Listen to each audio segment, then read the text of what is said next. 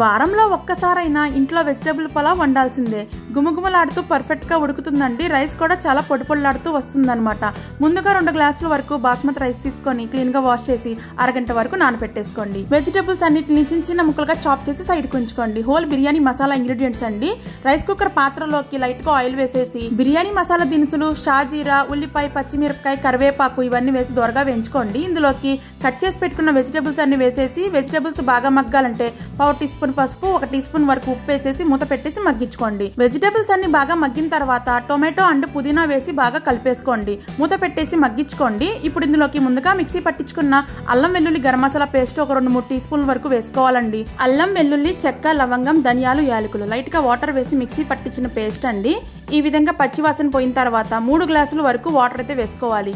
నానబెట్టుకున్న బాస్మతి రైస్ కూడా వేసేసుకోండి. ఇదే టైంలో ఒకసారి కలిపేసుకొని రైస్ కుక్కర్ లో పెట్టేసి స్విచ్ ఆన్ చేస్తే పొడి పొడిలాడే వెజిటబుల్ పలావ్ రెడీ అయిపోతుంది. లాస్ట్ అండ్ ఫైనల్ గా కొత్తిమీర జల్లేసుకొని సర్వ్ చేసేసుకోవటమే. ఎటువంటి కర్రీలోకైనా సూపర్ గా ఉంటుందండి. పెరుగు పచ్చడితో తిన్నా కూడా అదిరిపోతుంది అన్నమాట.